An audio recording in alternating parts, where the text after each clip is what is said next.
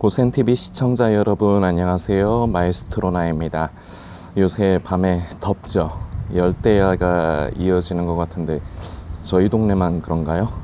우리나라 대부분 다 열대야일 것 같은데 성도님들 밤에 이제 잠을 이루기 힘드실 겁니다. 대부분 힘드실 것 같은데요.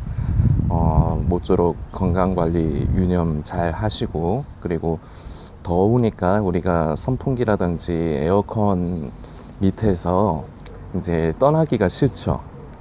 그런데 이제 이런 것들로 인해서 냉방병 걸리기가 쉬우니까 모쪼록 성도님들이 이 더운 여름에 그 건강 관리 잘 하셔서 잘 지나가시면 좋겠습니다.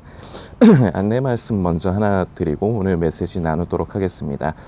이번에 고센TV 섬김사역 그동안 계속 광고 드리고 있습니다만 그 우크라이나 난민 선교를 감당하시는 이창배 선교사님과 이번에도 동역을 합니다. 선교사님이 이제 폴란드에 있는 지교회에서 그쪽으로 이제 폴란드 쪽으로 이제 피난 온 난민들을 이제 그들에게 교회 장소를 오픈해서 이제 쉴 수 있는 장소를 허락을 해주고, 그리고 최소의 식사와 그리고 생필품을 나눠주면서 예수님의 사랑을 이제 복음을 전하는 일을, 귀한 일입니다, 감당하고 계시는데 이미 몇 년 전부터 이제 이 일에 대한 후원들이 대부분 다 끊겼습니다. 지금 후원이 있는지 없는지도 솔직히 잘 모르겠어요. 그 어려운 가운데서도 그 목사님과 함께하는 성도들이 최선을 다해서 이 귀한 일을 감당하고 있는데, 이 우크라이나 사태가 계속 길어지다 보니까 잊혀져 가고 있습니다. 이번에 고센TV에서 우리가 함께 우크라이나를 섬기기를 원하는 이유는 바로 이 이유 때문입니다. 도움이 필요해요. 일을 계속 해야 되는데 잊혀져 가고 있다는 겁니다. 그런데 일은 계속 해야 돼요. 최소한 전쟁이 끝날 때까지. 전쟁이 끝난다고 그리고 모든 게 끝나는 게 아닙니다. 파괴되었던 것들이 복구되는데 시간이 걸리죠. 그러나 말씀드린 대로 최소한 전쟁이 끝날 때까지는 이 귀한 일이 계속해서 이어져야 하고요. 교회를 통해서 그 도움받았던 난민들 중에 나중에 전쟁이 끝나고 일상으로 돌아갔을 때, 예전에 내가 참 전쟁으로 인해서 고통스럽고 힘들 때 교회에서 나를 도와줬는데 나도 다시 교회를 가볼까? 성령님께서 이런 식으로 역사하실지, 어떻게 역사하실지 우리는 모르는 겁니다. 그래서 우리는 이게 어떻게 보면 이게 의미 있는 일일까? 우크라이나를 섬기고 우리가 헌금을 하는 것이 의미 있는 일일까? 속에 의구심이 들 수 있습니다. 그러나 우리는요, 눈물로 씨를 뿌리는 겁니다. 그러면 우리 하나님께서 역사하셔서 기쁨으로 단을 거두는 역사가 반드시 있을 것입니다. 우리 성도님들께서 기도하시면서 금액의 많고 적음을 떠나서 우리 하나님께서 기뻐하시는 일에 내가 한 번이라도 더 많이 내가 동참하리라 하는 귀한 마음으로 이번 섬김사역에도 함께해 주시길 부탁드리겠고요. 자세한 내용은 이 동영상 댓글란에 남겨둘 테니까 그 성도님들께서 확인해 주시고 기도하시며 함께해 주시기를 부탁드리겠습니다. 성도님들 중에 그 재벌집 막내 아들이라는 드라마를 아십니까? 보신 분도 계실 거고요. 그게 그 삼성 그 이병철 회장을 이제 모티브로 해가지고 그 만든, 좀 상상을 섞어서 만든 그런 드라마인 것 같은데요. 제가 그 드라마를 참 재밌게 요 근래에 봤습니다. 그 넷플릭스로 요 근래에 봤는데 제가 보면서 이런 생각이 들더라고요. 거기서는 순양이라는 그룹으로 나와요. 근데 이제 회장이 이제 이병철이 아니라 진양철로 이렇게 나온 것 같아요. 진양철 맞나? 예, 진양철이라고 했던 것 같아요. 근데 아들이 넷이 있고요. 아들이 셋이 있고요. 그리고 딸이 하나가 있습니다. 그런데요, 이 자식들은요, 아버지 걱정보다는 어떻게 해서든 자기가 한 몫이라도 더 받아 먹으려고, 아버지보다는 아버지가 물려줄 유산과 아버지의 그 재산에 더 많은 관심을 보이는 모습을 한결같이 드라마 처음부터 끝까지 거의 그런 모습을 보입니다. 하다못해 손자들까지. 물론 이제 그 중에 이제 제목이기도 하지만 그 재벌집 집안의 막내 그 손자는 다르긴 하더라고요. 할아버지를 이해하고 사랑하더라고요. 그런 성도님들도 기회가 되시면은 못 보신 분들은 재벌집 막내 아들 혹시 가능하시면 한번 보시면은 좋을 것 같습니다. 재밌더라고요. 그런데 제가 그걸 보면서 제가 방금 전에 말씀드린 이런 내용들이 이제 보였는데, 그러면서 저는 이런 생각이 들었습니다. 드라마 중에 이제 가상의 인물이지만 저 진양철 회장은 참 인생을 헛살았구나. 많은 재산을 일구고 그룹을 크게 만들어서 우리나라의 그 굴지의 그룹으로 만들었지만, 그러면 뭐합니까? 자식 농사를 다 베렸는데, 자식들이 서로 간에 화기애애하기보다는 우애가 있기보다는 서로 물어 뜯는 데 혈안이 돼 있고 어떻게 해서든지 자기가 더 많이 갖고 물려받으려고만 하는데, 저는 이 모습을 볼 적에 참 저 진양철이라는 그 인물의 인생은 참 부질없구나, 참 가치가 없었구나, 불쌍하다, 이런 생각이 저는 들었습니다. 그런데요, 제가 재벌집 막내 아들 예를 들면서 지금까지 이 말씀을 드린 이유가, 저는 지금 이 현실에 우리가 살아가는 세상에서 교회를 볼 때, 이 나라의 교회를 볼 때 저는 이 생각이 듭니다. 우리가 다 헛지랄들을 한 건 아닌가, 부질없는 짓들을 한 거는 아닌가. 왜 그렇게 생각하냐면요, 소위 가나안 성도라는 말을 쓰죠. 안 나가 성도를 거꾸로 하면 가나안 성도 아닙니까? 그 중에서도 청년들, 제가 안 보다가 속상할까봐 안 보다가요, 어제 그 기독교 뉴스를 하나 짧은 걸 봤습니다. 청년들이 왜 교회를 떠나는가, 그 이유에 대해서 이제 밝히는 부분인데, 제가 안 본 이유는 두 가지였습니다. 첫 번째는요, 왜 그러는지 알기 때문이고요. 두 번째는요, 그걸 볼 적에 현실을 제가 다시금 마주하게 되는 게 저는 속상해요. 그래서 그동안 안 봤는데 어제 한번 봤습니다. 그리고요, 거기에 댓글로 사람들이 얘기하는 걸 봤습니다. 그 댓글 단 사람들 다 기독교인이겠죠? 대부분. 물론 아닌 사람도 섞여 있긴 있을 겁니다. 그러나 대부분은 기독교인일 겁니다. 그리고요, 왜 청년들이 교회를 떠나느냐, 이런 내용의 뉴스였기 때문에 아무래도 젊은 층, 청년층에서 이제 그걸 좀 더 많이 봤을 거라 생각이 돼요. 뉴스의 내용을 보고 제가 참 씁쓸했고요. 그리고요, 댓글을 보고요, 또 한 번 씁쓸했습니다. 그런데요, 씁쓸한 이유가요, 그 뉴스의 내용에 동감하기 때문이 아닙니다. 결국은 무슨 내용이냐, 함축적으로 보면요, 뭐 여러 가지 이유들을 대요. 그런데 제가 보기에 결론은 하나입니다. 나를 위한 것이 아니라고 여기기 때문에 그래요.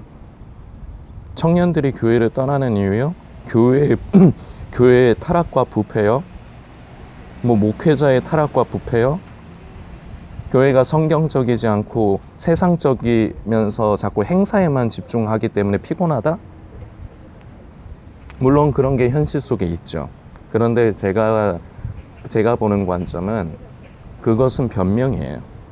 그런 것 때문에 교회를 떠나고 싶다. 참 수치가 놀라웠습니다. 30%가 넘는 수치의 청년들이, 그 설문조사한 청년들이겠죠, 교회를 떠나고 싶어 하더라고요. 근데 이게 문제가 되는데, 왜 문제가 되느냐, 다음 세대를 기약을 할 수가 없어요. 청년들이 이제 나이가 들어서 결혼을 하고 가정을 가지고, 그리고 아이들을 낳으면은 그 아이들이 바로 다음 세대를 이어갈 이제 믿음의 우리의 자손들인데, 청년들이 벌써부터 이러면은 다음 세대를 기약을 할 수가 없어요. 지금도 기약을 할 수가 없거든요, 솔직히 말씀드리면.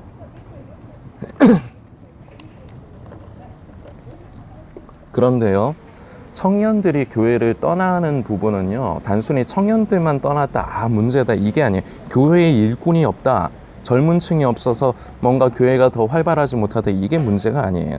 다음 세대를 기약을 할 수 없다는 게 더 문제인 겁니다. 그런데요, 말씀드렸지만요, 탓을 하더라고요. 어떤 이유 때문에 교회를 떠나려고 한다. 그런데 그거 아니에요. 그거 변명이에요. 자기 입장에서 자기에게 안 맞는 거예요. 내가 뭔가 얻을 게 없기 때문에 결국은 교회를 등한시 여기고 떠나는 거예요. 거기에 그 당위성으로 이유를 갖다 붙이는 게 교회가 타락했다, 교회가 교회 같지가 않다, 이런 이유들을 갖다 대는 것뿐이죠. 댓글 단 사람들도 가관이었습니다. 저는 차라리 그 사람들이 예수님을 믿는다고 하는 사람들이 아니면은 제가 이해가 갈 것 같아요. 그런데 가관이에요. 적어도 수십 개의 댓글이 달려 있었을 텐데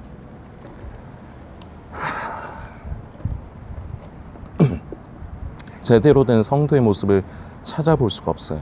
그러니까 더 암울한 거예요. 그러니까 이 꼬라지를 겪는 게 제가 싫어가지고 그동안 그런 뉴스를 제가 안 본 거예요. 모르는 것도 아니고. 저는 엘리야가 생각이 납니다. 엘리야가 갈멜산에서 그 치열한 영적인 전투를 하나님의 역사심으로 승리를 했는데, 그런데 이세벨은 그 뒤에 엘리야를 잡아 죽이려고 하거든요. 엘리야는 피신을 합니다. 그래서 성도님들도 잘 알지만 로뎀나무 아래에서 하나님, 조카오니 이제 내 목숨을 취해 주십시오. 나는 내 열조보다 못합니다. 이게 어떻게 보면 제 화딱지가 나서 그러는 거기도 하거든요. 엘리야가 조금 다혈질적인 기질이 있어요. 그리고요, 하나님께서 엘리야를 부르실 적에 엘리야는 얘기합니다. 하나님, 나밖에 없습니다. 전부 다 타락했고요, 전부 다 하나님을 떠났습니다. 이 소리를 열왕기상의 18장, 19장이네요. 19장에 보면은 한 두어 차례 반복해서 하나님께 이런 말씀을 드립니다. 나밖에 없다. 저도 이런 생각이 들려고 하더라고요. 이 처참한 이 시대를 봤을 적에 이런 생각이 들려고 하지만, 그러나 그 뒤의 말씀을 저는 기억을 해냈습니다.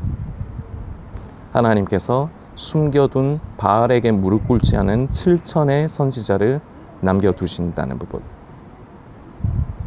이 7천의 사람들이 있다고 말씀하신 것, 이게 저는 지금 이 시대에도 저는 동일하게 역사하시는 하나님의 말씀이라 믿습니다. 저는 소망합니다. 먼저는 우리 고센TV 성도님들이 마치 이 숨겨둔 7천의 선지자와 같은 사람들이 되어주셨으면 좋겠습니다. 비록 적은 분들이지만 구독자는 335명입니다. 그런데 그 335명이 다 제가 말씀드리는 고센TV 성도는 아닙니다. 몇 명 안 돼요. 10명 미만입니다. 계속해서 고센TV 말씀에 메시지에 귀를 기울이시는 성도님들이 있습니다. 그런데 10명 미만이에요. 이 성도님들께 말씀드리는 겁니다. 그리고 이 성도님들도 다 그렇게 되지는 못할 것입니다. 그러나 저는 소망합니다. 우리 고센TV 성도님들이 먼저 이 숨겨둔 7천의 선지자와 같은 사람들이 되어서 이미 부패하고 타락하고 정말 어떻게 못할 것 같은 이 교회를, 이 시대의 우리의 교회를 살리고 세우고 일으키는데 쓰임을 받는 성도님들이 되셨으면 좋겠습니다. 그래서 성도님들은 성도님 혼자만의 믿음을 잘 간직하는 게 아니라 그 잘 간직한 믿음을요, 다음 세대에 물려줘야 됩니다. 저는 결혼을 못했고요, 앞으로도 못할 겁니다. 아마 그럴 능력이 안 돼요. 그래서 저는 믿음의 유산을 물려줄 자식이 없어요. 그런데 저는 영적인 자식, 죄송합니다. 이게 잘못하면 성도님들께서 오해하실 수 있는 표현이 될 수도 있는데요. 저는 마치 영적인 자식으로 저는 우리 고센TV 성도님들을 기대합니다. 현실은 녹록치가 않아요. 교회는요, 그 뉴스에서 언급한 대로 타락했고요, 부패했고요, 세상적으로 변질되었습니다. 그러나요, 우리는요, 그렇기 때문에 교회를 떠나는 것이 아니라 그 가운데서 우리는 그리스도인으로서 스스로를 세울 뿐만 아니라 무너져 내린 교회를 다시 세우고 보수하는 사람이 되어야 합니다. 그래서 이 엘리야에게 말씀하신, 하나님께서 말씀하신 숨겨둔 7천의 선지자와 같은 사람들이 분명히 있기 때문에 있습니다. 지금 이 시대에 분명히 있습니다. 그러한 우리가 교회를 세우고 다시금 보수하고 든든히 세우는데 우리가 앞장서야 됩니다. 그래서요, 우리도 결국은 더 나이가 들 것입니다. 늙어갈 것입니다. 우리는 그 믿음의 유산을요, 다음 세대에게 물려줘야 돼요. 이제 마지막 때다, 이제 은혜 시대는 끝났다, 그런 얘기 자꾸 하지 마십시오. 우리는 예수님 오시는 날까지요, 설령 지금이 진짜로 마지막 때이고 은혜 시대가 끝났다 해도요, 우리는 끝까지 눈물로 씨를 뿌려야 돼요. 이게 그리스도인이에요. 부질없는 것 같지만요, 예, 맞습니다. 때로는요, 부질없는 것 같지만 부질없는 짓을 하는 게 그리스도인이에요. 이것을 저와 우리 영상을 보시는 성도님이 감당했으면 좋겠습니다. 성도님들께서 더 많이 묵상해 주시길 부탁드리겠습니다.